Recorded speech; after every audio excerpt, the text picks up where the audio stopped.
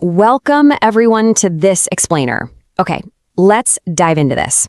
Today, we're unpacking something truly incredible, the enduring step-by-step engineering of Roman road construction.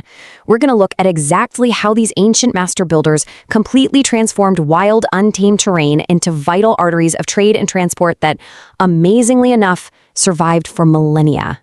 It's a question that, honestly, just boggles the mind. How did Roman roads outlast the very empire that built them?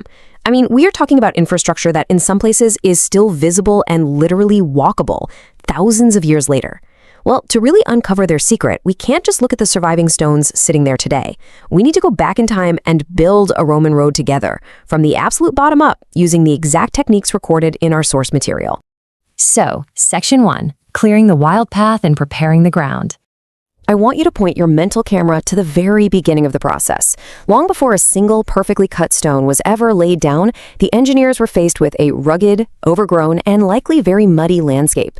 And this wasn't a delicate operation. It was intense, grueling manual labor.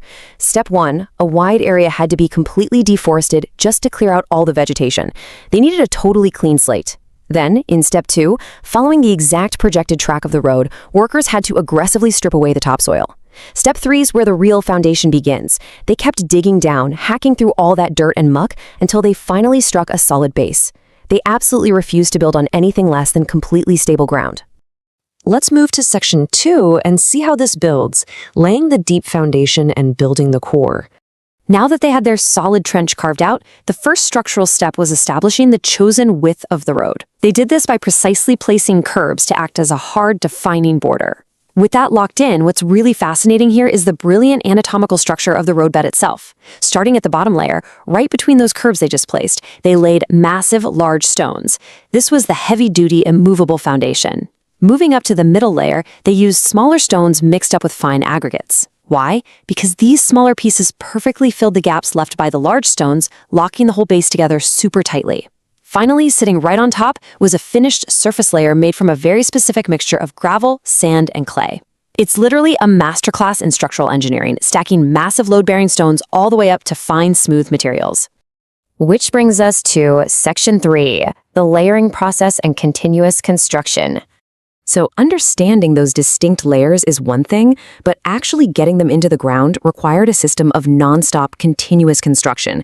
And no, this wasn't done by a bunch of workers just walking back and forth carrying buckets. The source tells us they used heavy tipper carts. These carts would actually roll right along the already compacted lower layers of the road to deposit huge heaps of new material for the next layer. It was an incredibly efficient, continuous workflow, using the finished part of the road to build the unfinished part. Just imagine the busy, pounding rhythm of that ancient construction site as raw materials were constantly being hauled in. But once those carts tipped out the raw materials, the relentless manual labor kicked right back into high gear. The earth and stone didn't just sit there. First, it was spread out perfectly evenly using wooden planks. Then, it was thoroughly watered down from large barrels. Finally, it was heavily compacted with massive rollers. Spread, water, roll. Over and over and over again. This very specific combination of moisture and massive rolling pressure is exactly what secured each subsequent layer into a rock-hard core. Moving on to Section 4, finishing the surface, designed for both traffic and weather. That continuous construction process happened for every single layer until they finally reached the top, resulting in a surface specifically designed to withstand the elements. The builders knew this was the only visible layer, so it was composed strictly of carefully selected materials of the absolute highest quality. And this brilliantly illustrates how that top surface wasn't just built for light foot traffic.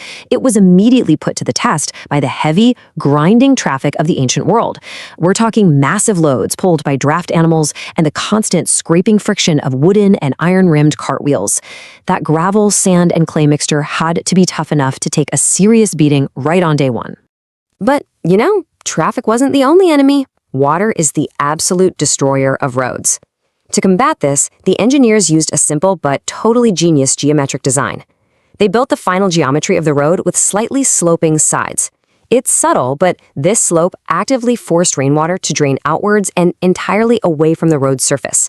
This prevented pooling and stopped devastating water damage from eroding all that hard work hidden beneath. Finally, Section 5, Secrets Beyond the Road, the Grand Reveal. Now, you might think the story ends there. right, at the edge of the pavement.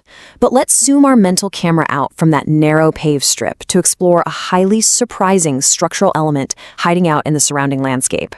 So the crucial point is that the engineering didn't stop at the curb. 20 meters. The Roman design extended a massive 20 meters left and right out into the wilderness. What exactly was out there at that 20-meter mark? Ditches.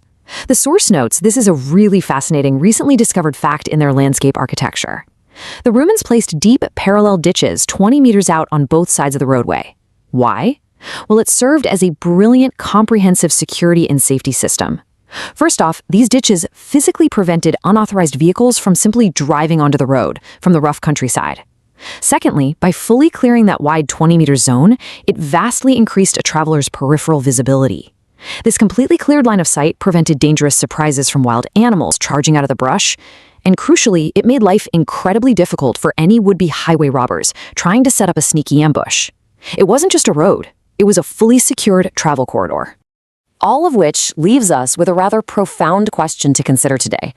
Are our modern highways engineered as thoughtfully as the roads built thousands of years ago? When you look out your window on your next road trip, I want you to think about the deforestation, the unyielding solid base layers, the meticulous sloping for drainage, and those genius 20-meter security ditches. It really makes you reflect on whether our modern infrastructure matches the incredible foresight, durability, and holistic design of these ancient engineers. Thanks for joining me on this explainer, and keep questioning the world around you.